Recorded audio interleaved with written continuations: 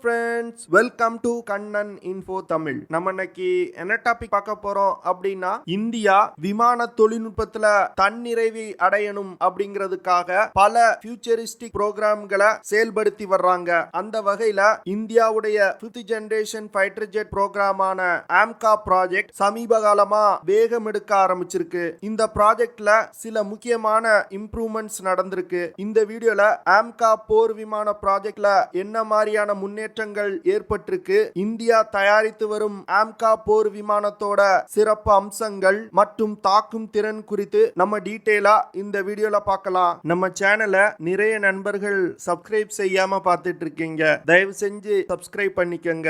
நீங்க பண்ற ஒவ்வொரு சப்ஸ்கிரிப்ஷனும் எனக்கு அடுத்தடுத்த வீடியோஸ் போடுறதுக்கு ஒரு மோட்டிவேஷனா இருக்கும். இந்தியா தன்னோட 5th ஜெனரேஷன் ஃபைட்டர் ஜெட் ப்ராஜெக்ட 2013வது வருடம் தொடங்கினாங்க. இந்த ப்ராஜெக்ட் மூலமா இந்திய விமானப்படையில் தற்போது பயன்பாட்டில் உள்ள மிராஜ் 2000, ஜாக்வார் போன்ற இந்திய விமானப்படையின் ஃப்ரண்ட் லைன் ஃபைட்டர் ஜெட்டுகளை அடுத்த 10 வருடங்கள்ல இந்தியா ரீப்ளேஸ் பண்ண திட்டமிட்டிருக்காங்க. இந்த AMCA ப்ராஜெக்ட் இந்திய விமானப்படையின் வலிமையை மேம்படுத்துறதுல மிகவும் ஒரு முக்கியமான ப்ராஜெக்டா பார்க்கப்படுது. இந்த சூழ்நிலையில ஹிந்துஸ்தான் ஏரோநாட்டிக்ஸ் லிமிடெட் நிறுவனம் ஒரு முக்கியமான அறிவிப்பை வெளியிட்டாங்க. அதாவது AMCA போர் விமானத்துக்கு தேவையான முக்கியமான சப்சிஸ்டங்களை மேனுஃபேக்சர் செய்ய தொடங்கிட்டாங்க அப்படின்னு அறிவிச்சிருக்காங்க. இதுல இருந்து வெறும் ஒரு டிசைனா இருந்த AMCA போர் விமானம் இப்போ உருவம் பெற ஆரம்பிச்சிருக்கு. பாரத் எலக்ட்ரானிக்ஸ் லிமிடெட் நிறுவனம் AMCA போர் விமானத்துக்கு தேவையான குரூஷியலான சப்சிஸ்டங்களை ஏரோநாட்டிக்கல் டெவலப்மெண்ட் எஸ்டாப்ளிஷ்மெண்ட் மற்றும் ஏரோநாட்டிக்கல் டெவலப்மெண்ட் ஏஜென்சியோடு இணைந்து டெவலப் செய்யக்கூடிய வேலைகளை ஸ்டார்ட் பண்ணிருக்காங்க. இது நாள் வரைக்கும் இந்தியாவுடைய 5th generation fighter jet program வெறும் ஒரு டிசைன் லெவல்ல மட்டுமே இருந்து வந்தது. இப்போ பாரத் எலக்ட்ரானிக்ஸ் லிமிடெட் நிறுவனம் இந்த விமானத்துக்கு தேவையான சப்சிஸ்டங்களை மேனுஃபேக்சர் செய்ய ஆரம்பித்ததன் மூலம் இந்த ப்ராஜெக்ட் டிசைன் லெவல்ல இருந்து மேனுஃபேக்சரிங் லெவலுக்கு நகர்ந்திருக்கு. இந்த டெவலப்மெண்ட் இந்தியாவுடைய 5th ஜெனரேஷன் ஃபைட்டர் ஜெட் ப்ரோக்ராம்ல ஒரு முக்கியமான டெவலப்மெண்டா டிஃபென்ஸ் எக்ஸ்பர்ட்ஸ் பார்க்கறாங்க. இந்தியாவுடைய AMCA போர் விமானம் உள்நாட்டிலே தயாரிக்கப்படும் முதல் 5th ஜெனரேஷன் ஃபைட்டர் ஜெட். இந்த AMCA போர் விமானத்துல ஒரு 5th ஜெனரேஷன் ஃபைட்டர் ஜெட்டுக்கு தேவையான அனைத்து தொழில்நுட்பங்களையும் இந்தியா உள்நாட்டிலே டெவலப் செய்து வர்றாங்க. குறிப்பா சொல்லணும் அப்படின்னா, இந்த AMCA போர் விமானம் ஒரு ஸ்டெல்த் கேப்பபிலிட்டி கொண்ட போர் விமானமா டெவலப் செய்யப்பட்டு வருது. ஸ்டெல்த் கேப்பபிலிட்டி அப்படிங்கிறது எந்த ஒரு ரடார் சிஸ்டத்தாலையும் இந்த விமானத்தை கண்டுபிடிக்க முடியாது. தற்போது பயன்பாட்டில் உள்ள 4th ஜெனரேஷன் விமானங்கள்ல மிசைல்ஸ், பாம்ஸ் போன்றவை விமானத்தோட வெளிப்புறத்துல இருக்கும். இப்படி வெளிப்புறத்துல இருக்கிறதுனால விமானத்தோட ஸ்டெல்த் கேப்பபிலிட்டி பாதிக்கப்படும். இதற்காக தான் AMCA போர் விமானத்துல மிசைல்ஸ், பாம்ஸ் போன்ற ஆயுதத்தை விமானத்தோட உள்புறத்துல சேமிக்கக்கூடிய இன்டர்னல் வெப்பன் பேஸ் சிஸ்டம் பயன்படுத்தப்பட உள்ளது. அடுத்து AMCA போர் விமானம் சூப்பர் க்ரூஸ் செய்யும் வகையில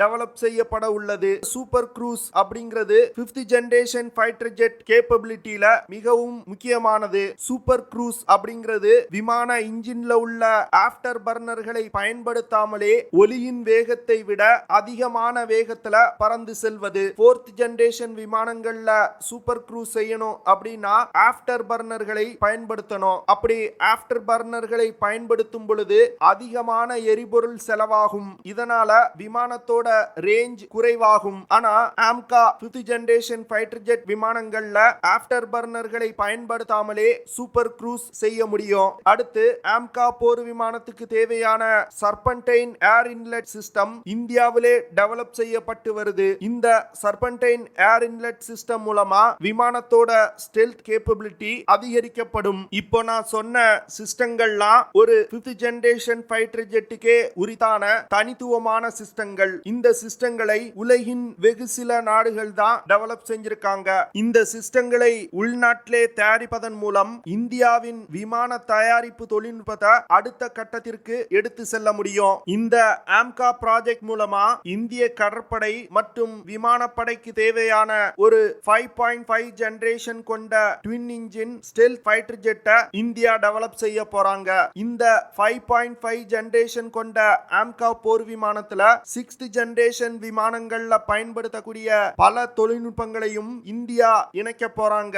இதன் மூலமா ஃபியூச்சர்ல இந்த விமானங்களை ஒரு 6th ஜெனரேஷன் ஃபைட்டர் ஜெட்டா தரம் உயர்த்த முடியும். இந்த AMCA போர் விமானங்கள் தற்போது இந்திய விமானப்படையில் பயன்பாட்டில் உள்ள ஜாக்வார், டசால்ட் நிறுவனத்தின் மிராஜ் 2000 போன்ற விமானங்களை ரீப்ளேஸ் செய்ய போகுது. AMCA போர் விமானத்தை தற்போது இந்திய விமானப்படையில் அதிகமான எண்ணிக்கையில பயன்படுத்தப்பட்டு வரும் Su-30 MKI போர் விமானங்களோடு இணைத்து பயன்படுத்த போறாங்க.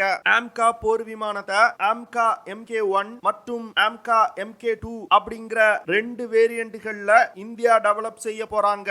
AMCA 1 வேரியண்ட்ல இந்தியா 40 விமானங்களை தயாரிக்க போறாங்க. அடுத்து AMCA MK2 வேரியண்ட்ல 100 விமானங்களை இந்தியா டெவலப் செய்ய போறாங்க.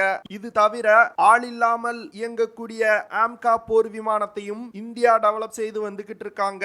இந்தியா AMCA போர் விமானத்தோட முதல் பறத்தல 2024 வருடத்துல இருந்து 2025 வருடத்துக்குள் நடத்த திட்டமிட்டிருக்காங்க.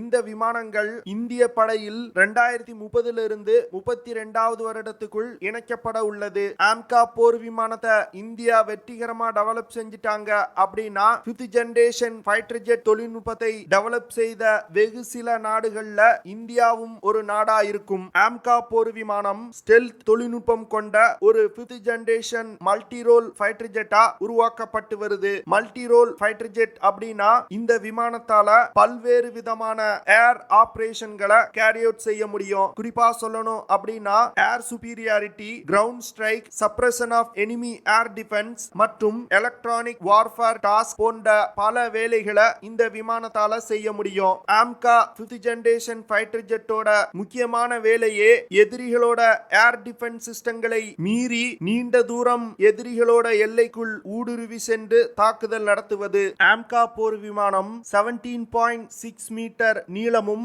11.13 மீட்டர் விங் ஸ்பேனும் கொண்ட விமானமா உருவாக்கப்பட்டு வருது. விங் ஸ்பேன் அப்படிங்கிறது விமானத்தோட ஒரு ரெக்கை முனையிலிருந்து அடுத்த ரெக்கை முனை வரை உள்ள தூரம். இந்த விமானம் 4.5 மீட்டர் உயரம் கொண்டது. AMCA போர் விமானத்தோட எம்டி வெயிட் 12,000 கிலோகிராம். இந்த விமானத்தால அதிகபட்சமா 25,000 கிலோகிராம் எடையை சுமந்து கொண்டு பறக்க முடியும். AMCA போர் விமானத்தினால 6,500 கிலோகிராம் எடை கொண்ட எரிபொருளை எடுத்து செல்ல முடியும். இதனால நீண்ட தூரம் பறக்க முடியும். AMCA போர் விமானத்தால 6,500 கிலோகிராம் எடை கொண்ட மிசைல்ஸ், பாம்ஸ் போன்றவற்றை எடுத்து சென்று எதிரிகள் மீது தாக்குதல் நடத்த முடியும். இதுல 6,500 கிலோகிராம்ல 1,500 கிலோகிராம் எடை கொண்ட ஆயுதங்களை விமானத்தோட இன்டர்னல் வெப்பன் பேஸ் சிஸ்டத்துல எடுத்து செல்ல முடியும். மீதமுள்ள 5,000 கிலோகிராம் எடை கொண்ட ஆயுதங்களை விமானத்தோட எக்ஸ்டர்னல் 14 ஹார்ட் பாயிண்ட்ஸ்ல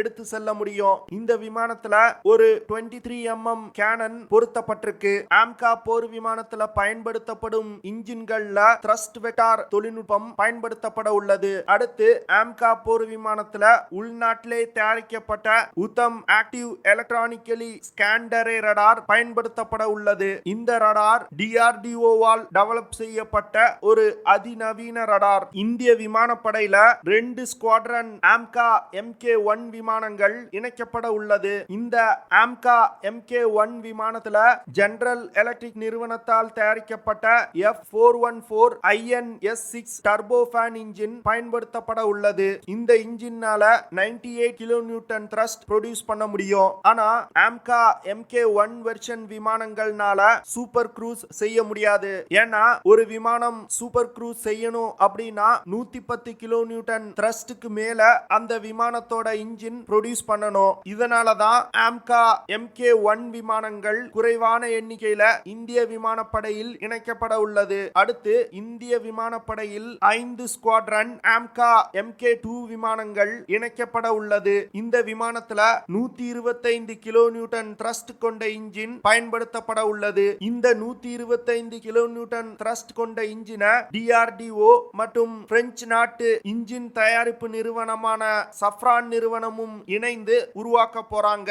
ஒரு ஸ்குவாட்ரன் விமானம் அப்படிங்கிறது 20 விமானங்களை உள்ளடக்கியது. AMCA போர் விமானத்தால அதிகபட்சமா மாக் 2.1 அப்படிங்கிற வேகத்துல பறக்க முடியும். அதாவது 2600 கிலோ km/h வேகத்துல இந்த விமானத்தால் பறக்க முடியும். AMCA போர் விமானத்தால அதிகபட்சமா 1620 கிலோமீட்டர் தூரம் வரைக்கும் பறக்க முடியும். இந்த விமானத்தால 65,000 அடி உயரத்துல பறக்க முடியும். AMCA போர் விமானங்கள் பல்வேறு விதமான ஆயுதங்களை எடுத்து சென்று தாக்குதல் நடத்தும் வகையில வடிவமைக்கப்பட்டு வருது. இந்த விமானத்துல இன்டர்னல் வெப்பன் பேஸ் சிஸ்டம் தவிர 14 ஹார்ட் பாயிண்ட்ஸ் கொடுக்கப்பட்டிருக்கு. இந்த 14 ஹார்ட் பாயிண்ட்ஸ்ல 5 டன் எடை கொண்ட ஆயுதங்களை எடுத்து சென்று தாக்குதல் நடத்த முடியும். குறிப்பா சொல்லணும் அப்படின்னா இந்த விமானத்துல அஸ்த்ரா IR, அஸ்த்ரா MK1, 2 மற்றும் 3 போன்ற ஏர் டு ஏர் மிசைல்களை எடுத்து சென்று தாக்குதல் நடத்த முடியும். பிரம்மோஸ் NG, சாண்ட், ருத்ரம் 1 போன்ற ஏர் டு கிரவுண்ட் மிசைல்களையும் இந்த விமானத்துல எடுத்து செல்ல முடியும். DRDO நிறுவனத்தால் டெவலப் செய்யப்பட்ட laser guided bombs, next generation long range glide bombs, precision guided units, DRDO சா glide bomb, high speed low drag bomb போன்ற பலவிதமான ஆயுதங்களை எடுத்து சென்று தாக்குதல் நடத்த முடியும். AMCA போர் விமானம் வெற்றிகரமா டெவலப் செய்யப்பட்டு இந்திய விமானப்படையில் இணைக்கப்படும் பட்சத்துல விமானத்திற்காக வெளிநாடுகளை நம்பி இருக்கும் நிலை மாறும். அது மட்டும் இல்லாம உலகின் பல்வேறு நாடுகளுக்கு இந்தியா தன்னுடைய விமானங்களை ஏற்றுமதி செய்யும். ஓகே ஃப்ரெண்ட்ஸ், நம்ம வீடியோவோட நிறைவு பகுதிக்கு வந்துட்டோம். இதெல்லாம் தான் நான் உங்ககிட்ட ஷேர் பண்ணணும் அப்படின்னு நினைச்ச விஷயங்கள். ஐ ஹோப் நான் ஷேர் பண்ண விஷயங்கள் உங்களுக்கு பிடிச்சிருக்கும்னு நினைக்கிறேன். அப்படி பிடிச்சிருந்துச்சுன்னா ஷேர் பண்ணுங்க, லைக் பண்ணுங்க, கமெண்ட் பண்ணுங்க. மறக்காம நம்ம சேனலுக்கு சப்ஸ்கிரைப் பண்ணுங்க. அப்படியே அந்த பெல் நோட்டிபிகேஷனை கிளிக் பண்ணி ஆல்ங்கிற ஆப்ஷனை எனேபிள் பண்ணிக்கங்க. See you in the next video. Jai Hind.